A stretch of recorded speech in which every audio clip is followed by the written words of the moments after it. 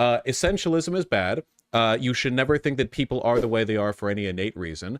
Material forces are what dictate developments both in people's individual behaviors and in patterns of behaviors across larger, nations, continents, whatever else. Across history and time, we see patterns emerge in what forces lead to what outcomes, whether that be like capital influence or the accumulation of power in the hand of oligarchs or strongmen or whatever else. When it comes to Russia, there's nothing innately wrong with the territory they're on, I guess, except that it's pretty cold, a lot of it. That's not great, in my opinion. And the fact that the people there just don't really have like a cultural tradition of democracy. And again, that's not because they were too dumb to invent it or whatever. That's just how the dice rolls go sometimes. That's how it is. Idiot Europeans didn't even know what a llama was until like the 17th century. Those morons. Nowadays a 2-year-old can tell you what a llama is because they saw it in like a cartoon or something. But those decrepit, mentally eroded 15th century Italians, they had no idea. They had to travel across the ocean to find some. I'm just saying, sometimes it comes down to the dice. Not entirely true though. Russia's literally the birthplace of anarchism. I feel like you're looking for reasons to disagree with me. I'm not saying no one in Russia can think of democracy or democratic ideologies like anarchism. I'm only saying that there's not a broad cultural impetus towards it because it's not something they've experienced. There's never been democracy in Russia. Not really. Not really, There have been some elections in Russia. Just because the USSR wasn't a liberal democracy before Stalin doesn't mean the Soviet worker councils were not more democratic than contemporary. All right, Red Rosa, we're not doing a little pivot to the red fascism bit, but no, the Soviet worker councils were not more democratic than even contemporary America, despite what Vaush is saying. I'm sorry, they just weren't. They weren't meaningful democracies. You had parties which only some belonged to, and you picked cronies from them, usually through personal favoritism, whoever most aligned with your ambitions in the region. And you had some motherfucker with no experience go run a shoe factory or whatever, okay? Like, it was democracy in a very selective, very preferential sense. I'm sorry, in these so-called democratic Soviet worker councils, did the workers in the factory have the ability to vote out the party lead who was put in charge of their factory? Did they have the ability to contest the quotas that were placed on them? No, because it wasn't the democracy. Was it a nice shoe factory? Probably not. I mean, it might have been. I don't know. What, modern day America is a dictatorship of the bourgeoisie? Skelly communists, come on. This isn't a dictatorship. It's bourgeois democracy, not bourgeois dictatorship. You have to know the difference between the two. Come on. I know you've been around here long enough. We're not going to do that reflexive, oh, just because, the bourgeoisie have the disproportionate control in this country, that means that, if it was a dictatorship, why are billionaires everywhere, like, panicking and dumping tens of millions of dollars into PACs to get their preferred political candidates elected? And it still looks like it's coming down to the wire. This is very obviously a democracy, just a flawed one. A very flawed one. Not defending the status quo or anything, but like, come on, it's not a dictatorship. It just isn't. It could be. I mean, if things go poorly. It's some kind of oligarchy at worst. I mean, you look at real oligarchies. Yeah, but society isn't controlled by the bourgeoisie in the same way that the proletariat control the society in a dictatorship of the proletariat, Skelly communist. A dictatorship of the proletariat is one in which all social control is subsumed under the bourgeoisie, under the proletariat as a class. That's not the case with the bourgeoisie. If that was the case, we wouldn't have a democracy at all. We would just have a purely oligarchical, like nothing matters except the outcome of the the outcome of their decision-making process. Unfortunately for the bourgeoisie in this country, the dumb masses actually have quite a bit of power, That's one of the reasons why they're constantly bowing over backwards to invent new talking points to desperately get hicks from the Midwest to vote for them, Like, none of this would be necessary if we lived in a true oligarchy. All the, you wouldn't have to bother with all of this 18-month election cycle nonsense if we really, truly lived in a dictatorship. You think it's convenient to the ruling class that they have to do so much to appeal to so many people? It takes a lot of work to run this country, and no one runs it completely, It's not like Joe Biden right now has a full run of the gamut. And did he, win only because, like, the bourgeoisie chose him? No, because if the bourgeoisie were just choosing themselves, they would have chosen Trump. They love that guy. The ultra-wealthy overwhelmingly vote Republican. you know, tax cuts. I'm just saying, we shouldn't fall into like easy narratives that challenge. We shouldn't fall into easy narratives that like make it feel as though we're challenging a common logic, but in reality we're depriving ourselves of the ability to engage in a thorough analysis of the historical moment. You know what I mean? Right? You know, I'm not trying to be overly contentious here. Except the CEO of LinkedIn, he's a Kamala stan. Well, that's nice. Dictatorship of the bourgeoisie for that guy specifically. The workers' councils were democratic before the Civil War. They were multi-party democracies, but the Bolsheviks cooed the other parties out during the Civil War. Yep. The worker councils were actually democratic before the Bolsheviks took power. You know, it's, again, you know, Lenin in practice and Lenin in theory, two very different guys, you know? Lenin never wrote any theory about executing the anarchists who he fought the revolution with. But then you look at his actual historical record. That is what I was saying. Red Rosa, you said Soviet worker councils. They weren't Soviet until after the Bolsheviks took. It wasn't the Soviet Union until after that. You said Soviet worker councils. You were not referring to the pre-Bolshevik worker councils. You're not going to fool me. Soviet means worker council. Are you serious? Are you really doing this to me right now? Are you really engaging in pedantry? Worker councils existed before the Soviet Union existed. If a person says Soviet worker councils, I'm going to assume they mean the worker councils that happened after the formation of the Soviet Union. Why would I assume that because Soviet means worker councils, that I would think that by Soviet worker councils, they mean the worker councils that existed before Lenin fucked them up? Come on, guys. A little bit of pedantry, you know. I suppose that there was no such thing as a state before the United States. Like you said, if you said like, oh, colonial New England, and then it was, oh, like the United States. Oh, well, obviously, because United States means state, that must have meant you meant the states after the United States. Come on. Vaush is a minor miscommunication with chat. The pedantry gets me. The Soviets aren't determined by the existence or not of Bolshevism. The Soviet Union was a country, or I guess depending on how you want to go about it, an empire, a union of countries. Like the United States is a country, the United States of America, that existed only after the formation of more than one colonial state. The United States didn't exist merely with the 13 colony states. They had to be, the United States is a country. This is the worst argument I've ever heard. What did I do to deserve you guys?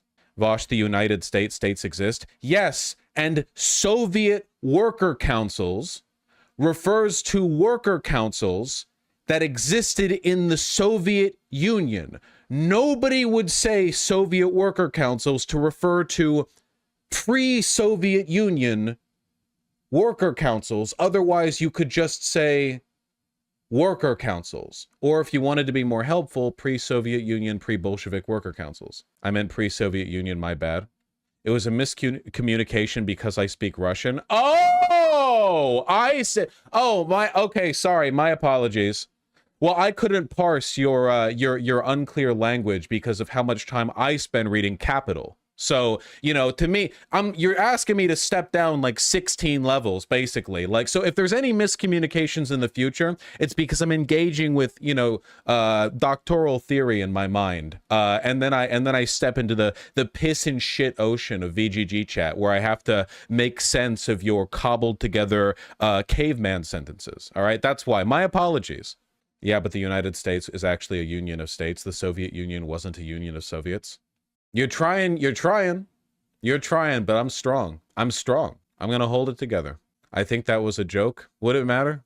Vaush, read the history. The Soviets predate the USSR by a decade. Jesus fucking Christ. The states predate the United States by more than a decade. If by Soviet you mean council, why would you say Soviet Worker Council when Worker Council already means Soviet? All right. We have to move on. I can't. You keep. This is the thing. Your incessant contrarianism. This is why you people need to learn. Okay, your knowledge is meaningless when it's funneled through your obstinate unwillingness to observe the current moment. You have factoids in your head, but you're too stupid to understand what I'm saying or what the broader momentum of the argument is. It's jibber jabber. You're throwing pointers out there. You're needling. You're poking me. You're poking me with a very long stick, and I respect the length of the stick. If I was going on a hike, I would look at the stick and say, cool stick, and pick it up and kind of try to swing at my friends with it. I get it, but I'm trying to stream right now, man. We got it from you. I don't engage in pedantry. That's not what I do. I do other annoying things. This started when you said something like Russian people most likely can't achieve democracy with it, which is kind of cringe. Lily Krem, you post way too often to be risking bans this confidently, okay? It would be devastating to you with your post count, all right? Oh my God, I made the point. Democracy, an interest in democracy and democratic civil society, these are cultural trends that don't exist in a vacuum. They have to be developed. Humans don't have like a strongman gene and a democracy gene, and then some like groups of people have more democracy in their blood.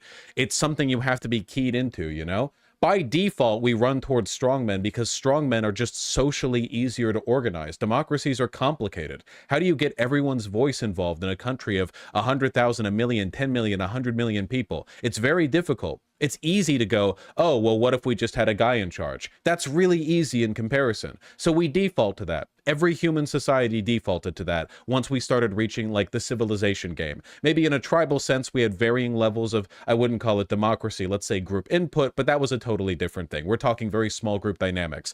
Once we got to big group dynamics, you know, once we got to the point where you need to start like collecting taxes from people who are on the other side of the horizon, yeah, strong men were the default. And it took a lot of work to get the countries that are currently democracies to the point where we can think of them as democracies. The people in those countries had to work for the normalization of those attitudes. And once you get that ingrained in the culture, that sticks, you know? There's a very strong democratic trend, for example, within France.